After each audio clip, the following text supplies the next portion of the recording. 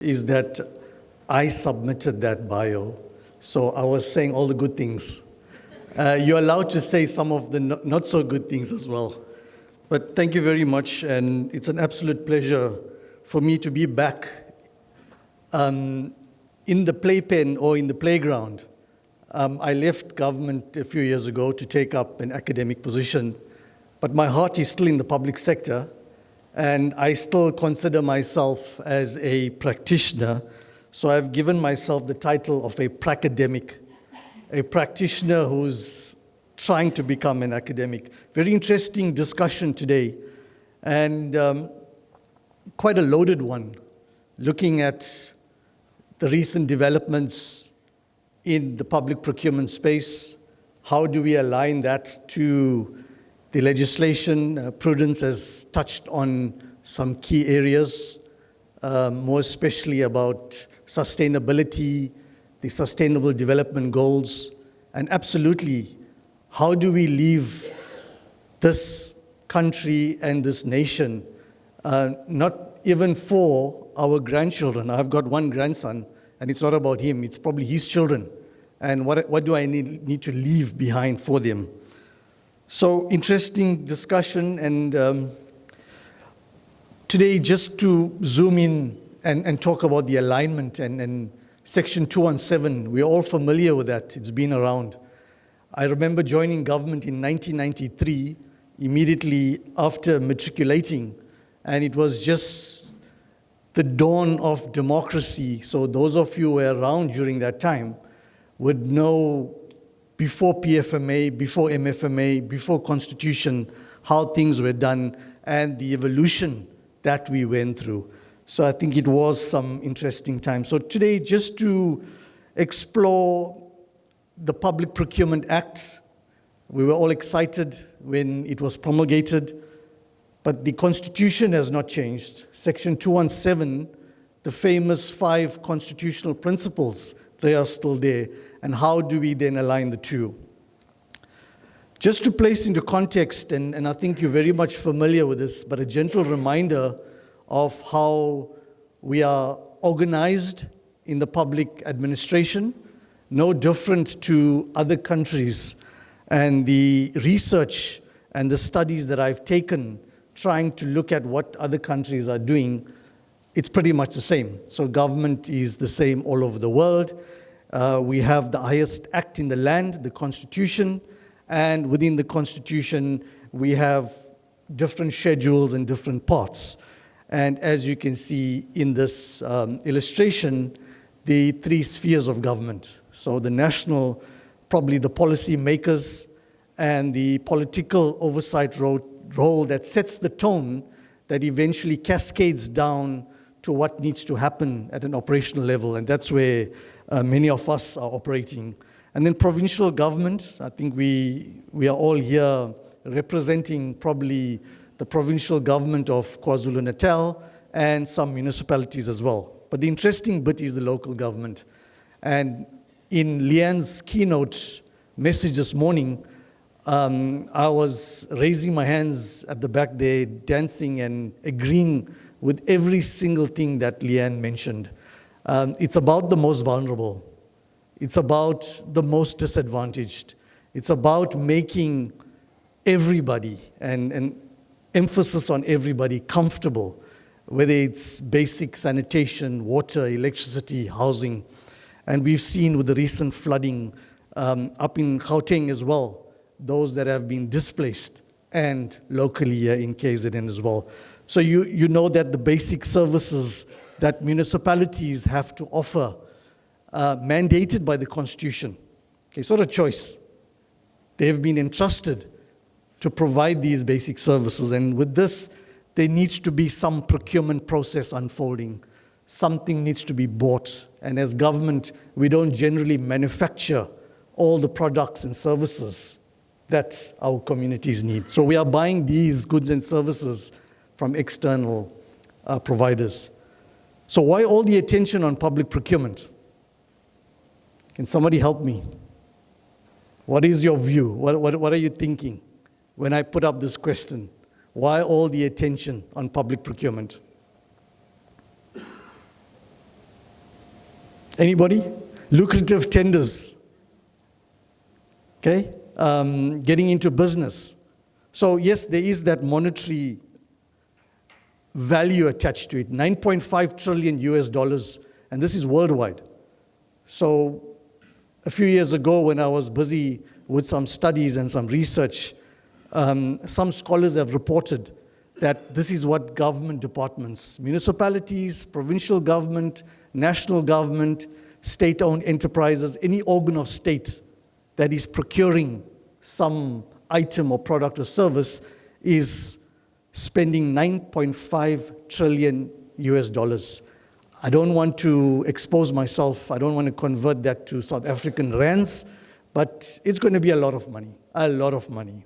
Okay, and it goes without saying from this studies that public bodies are big purchasers with massive budgets. And if you look at the trends across other countries, between 16 and 18% of the gross domestic product goes towards procurement. And we are sitting probably around 40%, quite high.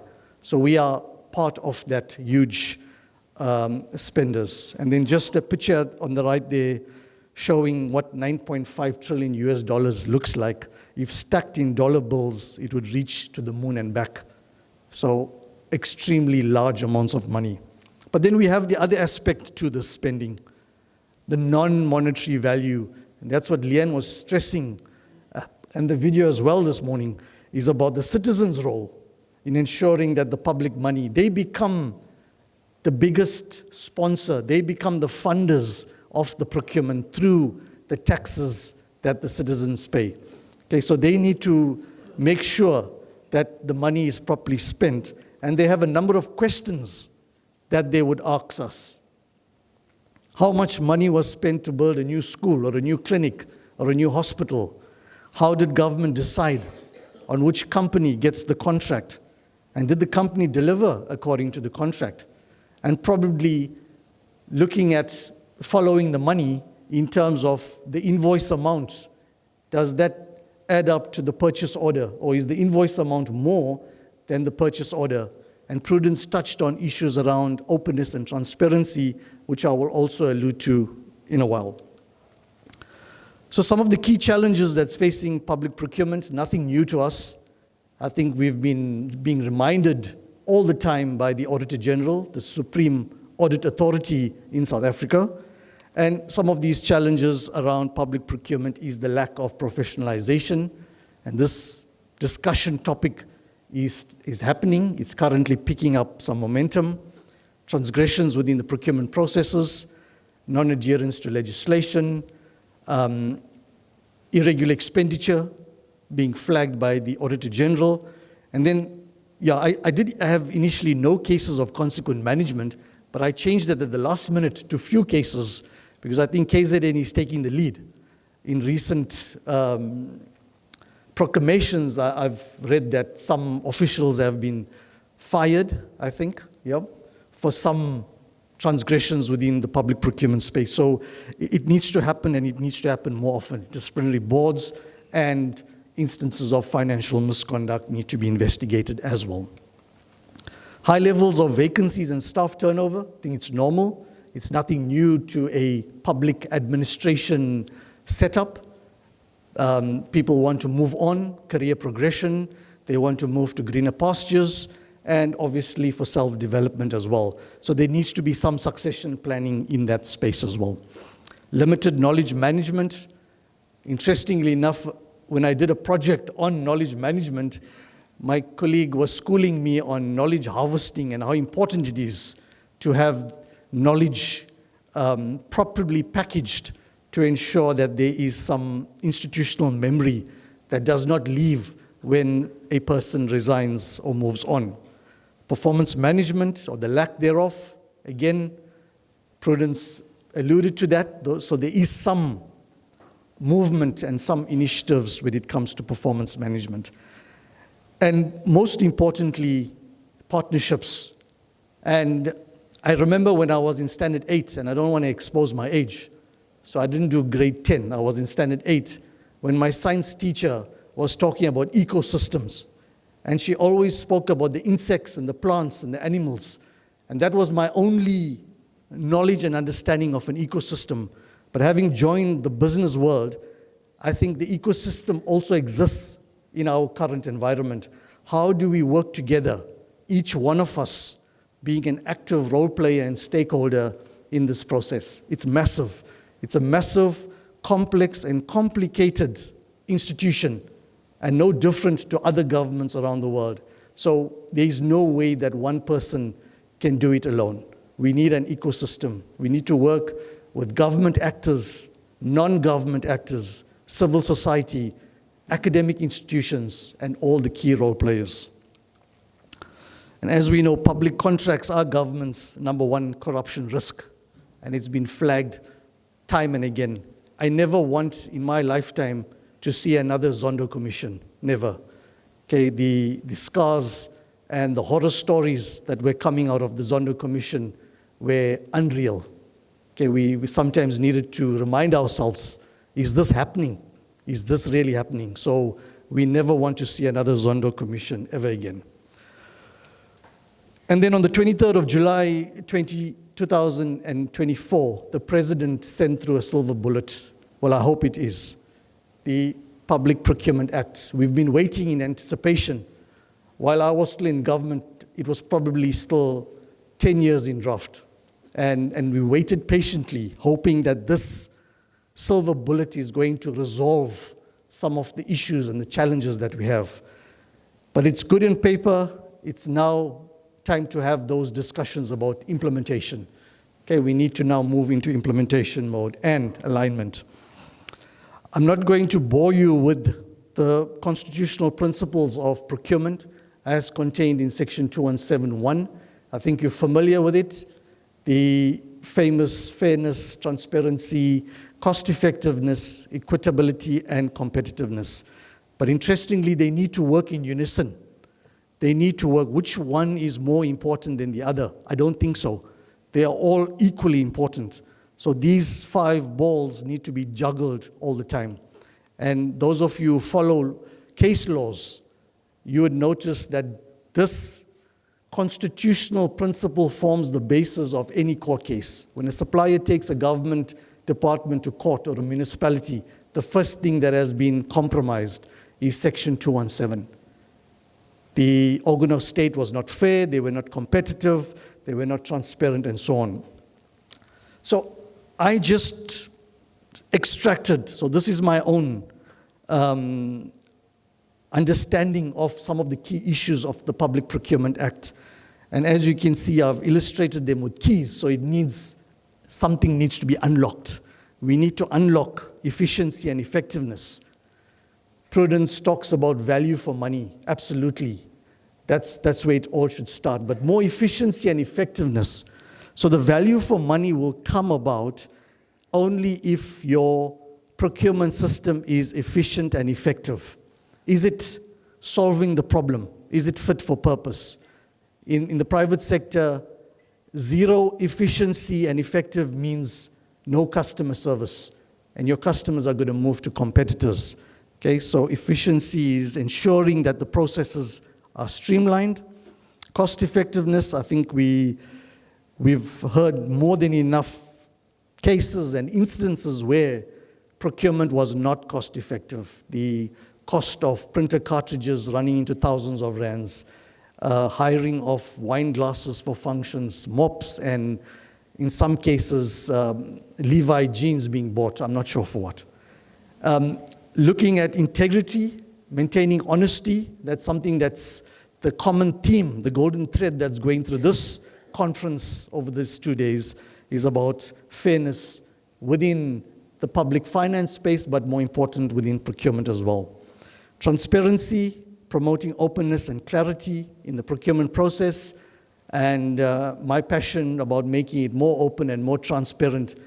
And that's probably one of the reasons why I resigned from government, was to be able to have that voice of being open and transparent. And then transformation, the evolution of what we do.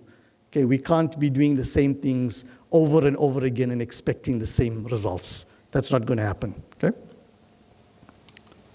So let's start the alignment discussion. And the alignment is about those key elements that I've personally extracted. So some others might have, it's quite a lengthy piece of legislation, the Procurement Act. But the previous slide was just my understanding of what were the main focus points and how do we then start this alignment discussion with Section 217. When we talk about the legal and policy framework, I think it's more about the institutional alignment. How does each one of us, each organ of state, national, provincial, and local government, SOEs, how do they then bring this act into their current operations? And obviously that will happen once the regulations have been promulgated. So that would take some time as well. But I strongly believe, and for a long time as a supply chain practitioner, I used to sit with a checklist and focused only on, has this been done? Has this been done? So it was a very compliance-driven process. But one needs to bring in your own flavor. What is it that you are doing, your business of the day? Are you in health? Are you in water and sanitation? Are you in education? And how do you use this act to your best benefit? Governance and oversight. I think the responsibility for more monitoring and enforcement and ensuring that there is more prominent oversight over this act, that's going to help. Managing electronic procurement systems. Yes, there's been some excellent progress in terms of the e-tender portal, and sharing with you some of the high-level issues that I've come across. Digital transparent procurement systems, I think we need to keep up with times. I'm not even going to start the discussion around artificial intelligence and big data analytics. We are faced with that in the academic corridors. Artificial intelligence is the talk of every day. We're not living under rocks anymore. So we need to also embrace ourselves. And how do we use it to our advantage? And the ethical use of it as well. I think I'm going to, capacity building, maybe just touching a little bit on that. And that's why we are here. And these types of platforms and forums help us to build capacity. So establishing training programs. I remember when I was still at Treasury and the municipal finance regulations, that's the supply chain, was just promulgated. We had to go around with roadshows and trying to create awareness, not only to municipalities, but to those who are going to bear the fruits of the implementation of these regulations. The other day I was chatting with a friend of mine and he was talking about electronic signboards for the general public and communities to be able to get an idea of what is this Public Procurement Act all about. Performance management and accountability, I think I touched on that, and also the issue of consequences for non-compliance. I've mentioned it earlier, but I think, the message is we need to pick up the tempo, but we need more movement in that area.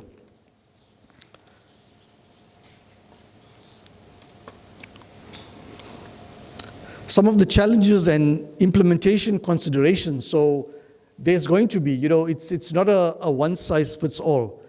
I'm sure Treasury is going to be flooded with questions, and Treasury is going to be flooded with clarification notes and more circulars and more practice notes, because everybody is going to find some difficulty in implementation and operationalizing this new act. So when it comes to the actual implementation of the act, capacity constraints, I think the vacancy rate is quite high in government, so one needs to really consider that. Do we have the warm bodies to be able to implement this act, to hit the ground running? And often in a government setup, many of us, or I can speak for myself, just having a metric when I joined government, many of what I learned was through hands-on. Okay, the educational qualifications came parallel, but my best teacher was physically working in a warehouse and driving a forklift and moving boxes and pallets around. So resistant to change as normal. They will always be resistant to change. whenever something new is brought about. So particularly those aimed at curbing corruption and procurement manipulation. So sadly, there are those amongst us who would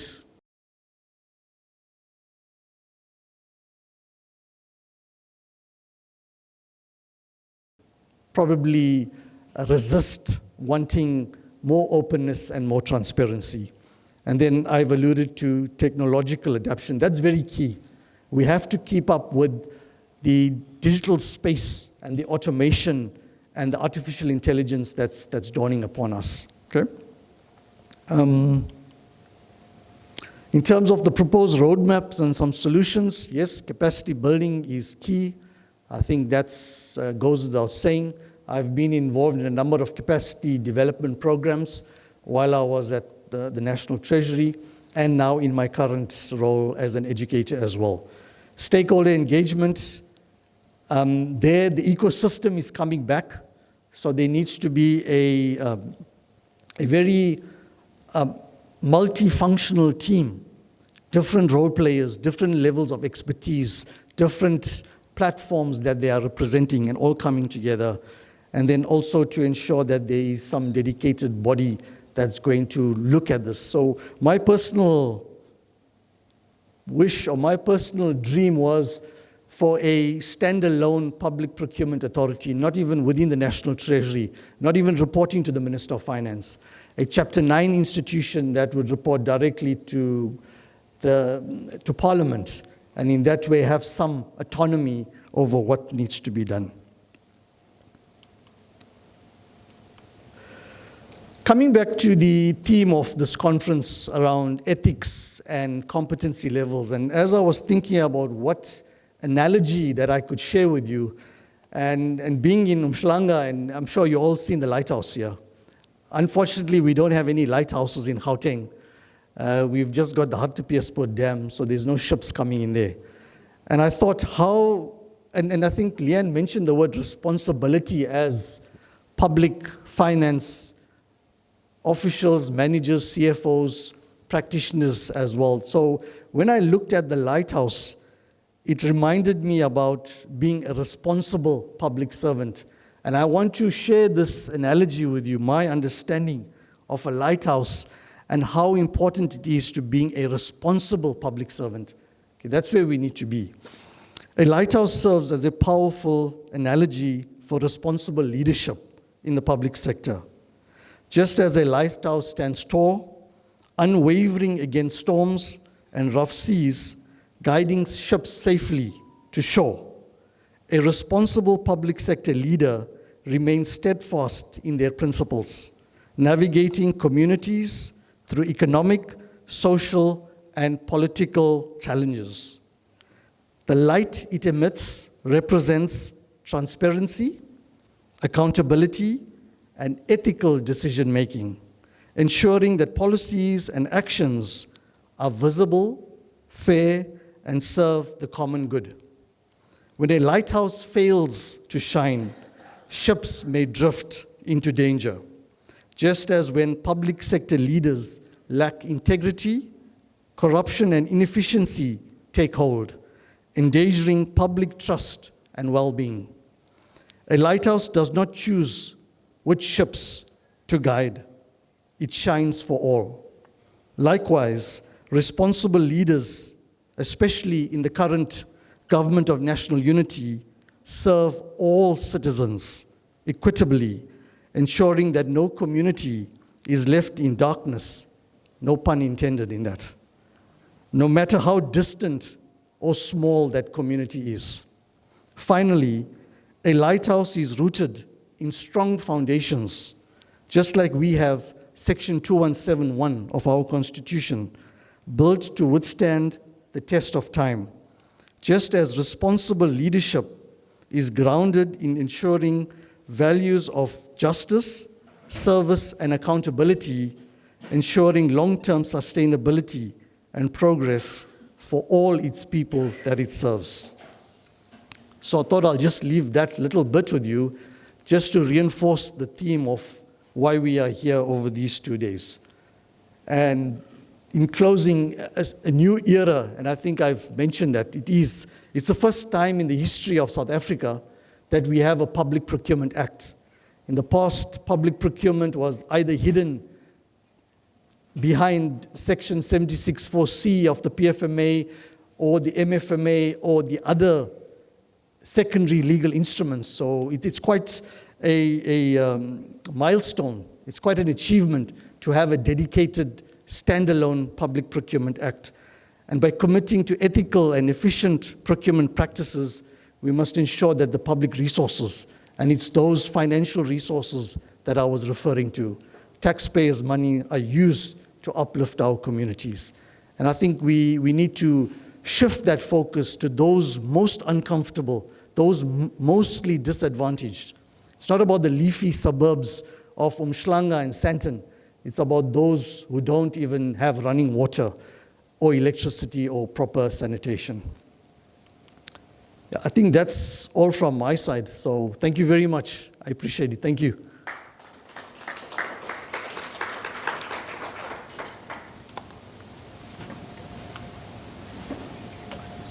Sure. Only easy questions. Thank you, Dr. Lawson. If there's any questions from the audience, we can take a few. A question at the back there, Lindy. And one in. Thank you, Doctor, for a very insightful presentation. Just a question around the PPPFA regulations that were constitutionally challenged some time back. Many of those principles are again included in the Public Procurement Act. Do you expect that there would be an amendment to the Act coming, or do you expect that it will be challenged constitutionally? Or how do you see the way forward around those pre-qualification criteria that was challenged previously? Thank you. Maybe I can take another one and then go back. Yeah. Thank you, Oh, Doc. yes. Thank you. Thank you, Doc. I've just got a question of clarity with regard to Section 217 implementation. How does it cover the state of disaster pronunciation by the President? Because we have seen that whenever there is a state of disaster pronounced by the President, that is where the loophole starts, and then SCM processes are overridden using the state of disaster term. And then you'll find that later on you'll have issues now of people that have misused the term state of disaster in order to benefit their own interests. And secondly, with the new era that we are talking about in terms of SCM, there's a CSD which is trying to mitigate the unethical behavior in the SCM processes, but there are still gaps and loopholes within the CSD system, because you'll find that we had one incident here in KZN, Department of Public Works, where a single person has benefited over 2 billion projects, but the CSD system was there, couldn't catch up. So how do we be proactive in terms of the CSD rather than be reactive, reacting after the event has already been done? Thank you. That sounds like 3 questions, so let me do that as a first round. In terms of the PPPFA and the regulations, yes, there is a matter before the court. It was actually started even before the Act was promulgated. I think the thought-through process is sub judice, so I don't want to go in too much into the legal nitty-gritty. But there needs to be an open and difficult conversation around that. And I think that difficult conversation is not happening. And that is why we're seeing so much of different interpretations. And one of the key objectives of reforming public procurement was about uniformity and standardization. And immediately when somebody has a different understanding and interpretation, that should be considered. I still foresee more challenges coming around that. We haven't heard or seen any sunset clause on the Act itself, but probably that is the Triple PFA Act. So the Procurement Act should ultimately take the lead. And at some stage, these two acts should infuse and become one. Because for as long as you're having two separate acts, and we've seen it even with the broad-based Black Economic Empowerment Act, where the custodian was the Department of Trade, Industry and Competition now, and then you had the procurement side being National Treasury. So when you're having two acts running parallel, it does create some confusion, especially for those who have to implement it. So yeah, I think the safe answer would be watch the space. And let's, after all, it is a legal process that would unfold. Okay? Section 217 in terms of disaster. And yeah, I think we are living in a VUCA world. You've heard that acronym before. Vulnerable, uncertain, complex, and ambiguous. We've experienced it during COVID, least expected in the middle of the night when COVID just came and ripped the carpet from underneath us. We need to be more proactive. So VUCA is not something new. These black swan events like COVID, like earthquakes, like other disasters, like flooding that we've experienced in KwaZulu-Natal, it's not new. We just need to prepare for those things. And in preparing means in times of disaster, especially when it's not planned, natural, there is opportunities for deviations. And I know it's a swear word, I wasn't supposed to be using it, but legitimate. Okay, we need to follow the process to be able to deviate when there's a state of disaster. And probably I would like to see in the regulations a separate standalone, seeing that the VUCA world is becoming more and more prominent all over the world. And how do we respond? We saw the confusion during COVID. Practice note issued, practice note withdrawn. Circular issued, circular withdrawn. So we wasn't prepared for it.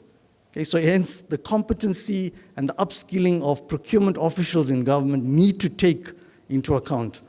The research agenda in academia is going this route. VUCA is becoming the topic of every research. CSD, what you put in is what you're going to get out. Okay? So if we feed, CSD is a machine, it's a system. More importantly than what we are feeding into CSD is maintaining it. It has to be well maintained, well oiled, constantly cleaned up to ensure that the data and the information that's in there is the correct one. So I think it's still in its infancy stages. I'm working very closely with the Open Contracting Partnership in New York with some local donor funders about how to enhance the CSD when it comes to openness and transparency and being proactive to detect some of these misinformation that's finding its way into the system. Control is very important. I hope that helps. No other questions, Leanne? Over to you.